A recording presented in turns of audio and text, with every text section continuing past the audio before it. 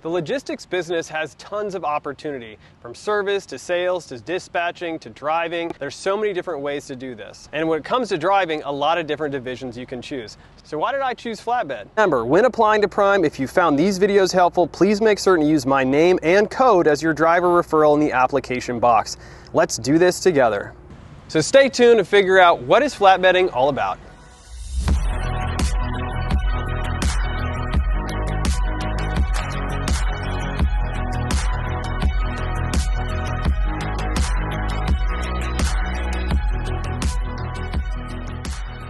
Okay, so there's a lot of different ways that you can run freight for a living.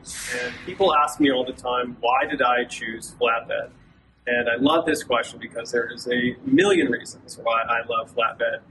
Having said that, all of the divisions are great and they all offer their unique pros and their unique cons depending on how you like to live your life. So great that we have reefer operators, it's great that we have tanker operators, it's great that we have heavy haul guys, running windmill blades out there. There's a lot of different ways to do this. So Flatbed's my preferred way, and we're going to talk a little bit about that. But like I said, it takes all kinds. So don't feel discouraged if Flatbed's not your particular kind. Now, the first reason I think Flatbed is the preferred way to do this is you get to have a pretty standardized clock, right? So Flatbed operators typically go to shippers and receivers, bankers hours, they call it. So 7 to 3, Monday through Friday. We're typically not delivering on the weekend also, although sometimes we do. And what that does for an operator is it gives you an opportunity to have a very normal sleep schedule, a circadian rhythm where you go to bed at the same time, you wake up at the same time.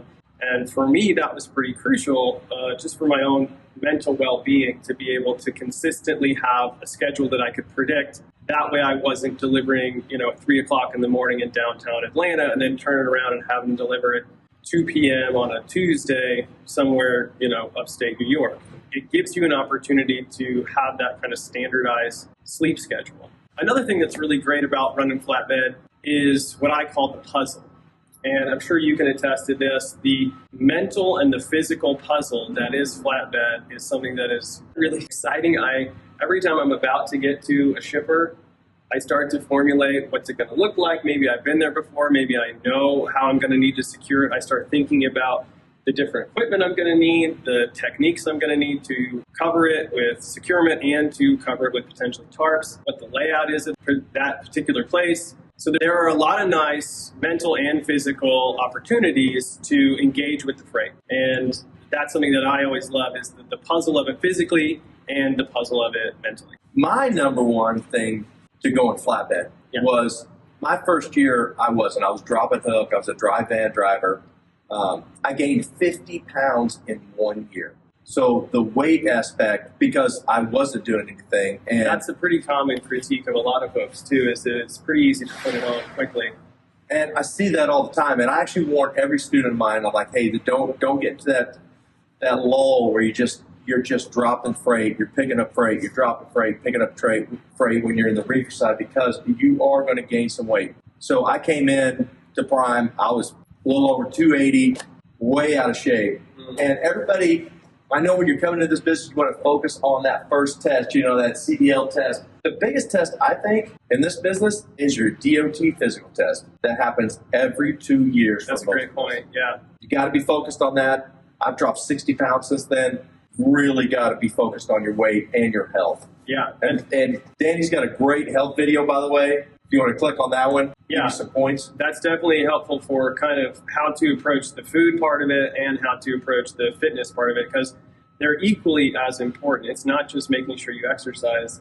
A lot of what gets people in trouble is the way in which you eat, the times you eat. That kind of raising mentality is something that's super helpful to make sure that you're doing.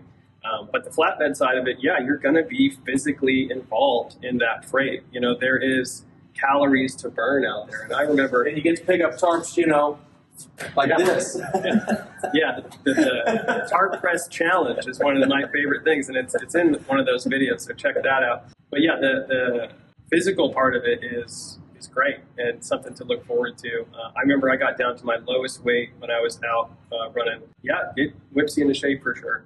Yeah. Another cool thing about flatbed is unique places you get to see, right? You get to deliver, you get to pick up such cool places. Like I've been downtown Dallas, downtown Chicago, skyscrapers where they're picking glass up off my trailer and picking it up straight 15 stories. I love it.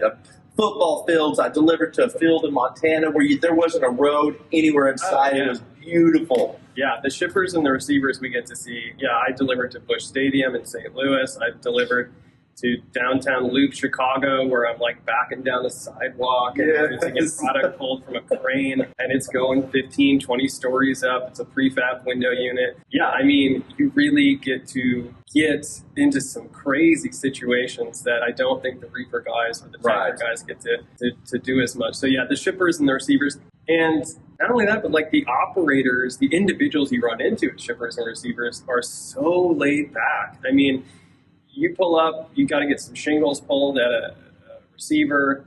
It's just this cool dude running a forklift, comes out, chews the fat with you for a minute, pulls the product, and it's an easy offload. I mean, and most of the time they're happy to see you. Yeah, and I've heard stories that were not that way on the refrigerated side. It's like the opposite in the drive-in side. So in the drive-in side, you pull up and your distribution centers, right? So you're pulling into a distribution center, and they're like, man, here's a truckload of stuff that I've got a warehouse full of, and I don't know where to put it. And yeah, you're not the hero that you get to be, I guess, so much on the flatbed side. And that's great. You've seen both sides of it, so you can kind of attest to what that's like. Yeah, that's a different ballgame on the flatbed side for shippers and receivers. One of the things that I really like, and I think this might be unique to me, but maybe you can speak to this, when I do securements, I feel like there's a real artistry to it. I feel like the way you throw tarps, the way you throw straps, the way you throw chains, the type of securement that you do, other operators are going to see it. And you can look at the way somebody's tarp is, teepeed out, not ruffling at all, versus some guy who looks like he did his daughter's hair for the first time and it's all tied up in knots in the back. There's different ways to do it, and you can kind of see someone's technique and you can learn from someone else. So there is this kind of interesting artisanal kind of craftsman quality to being a flatbed operator. And you'll be driving down the highway and you look over like, oh man, that is a good tarp job. Yeah. Man, you really start to appreciate, once you start doing it, you start to appreciate other drivers that do a good job. Oh yeah. And Danny and I, we're extremely competitive. We like to time ourselves, so we like to be extremely efficient at what we do too. So that's another gaming aspect of it that I like. Yeah, it's awesome being able to run similar places with him, because we have kind of, if we get to a certain place, we'll text each other the new record for their personal best at securement time, and it definitely creates another component to it. So there's competition, there's artistry, there's kind of a community almost of flatbedders that you're kind of in on the secret. So, and that's another thing.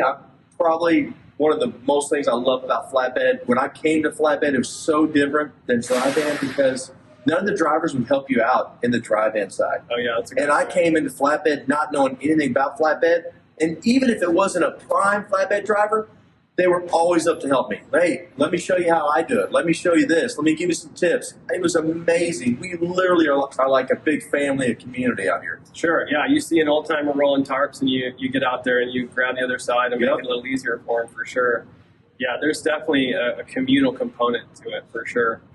I think probably last on the flatbed side that's coming to mind right off the top is I think that there's more money in flatbed. I mean, I don't know. I think so too. A lot of people could, everybody thinks the way they're doing it's the best way to do it. You get your miles, you get probably faster miles because your offload and onload is a little bit more seamless on average.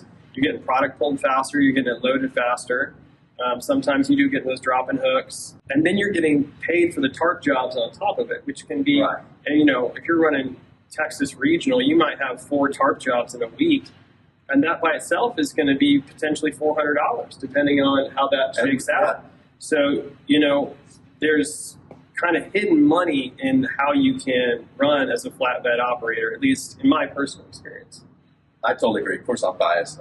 Yeah, that's the thing. You got to take all this with a grain of salt. We're both very biased. So now that you've heard our pitch, probably go Google some refrigerated guys, and they can tell you about how flatbedders side's the best. Yeah, flatbedders are just hustling too hard, and who wants to sweat that much? And Well, I mean, you do have to be just a little off to be in the flatbed side. That's the truth. You got to be a touch crazy for sure. Yeah. An old timer told me my first winter, he said, if you make it through this winter, you might be a flatbedder. If you make it through this winter, you might be a flatbedder. That's it.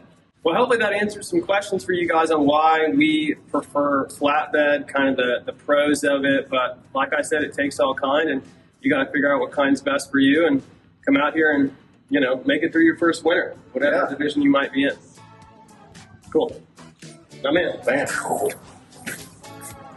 That was good. Yeah. Susie, favorite question. Unique New York. I didn't know you were going. All right. You good? Yeah, I think that sounds pretty good.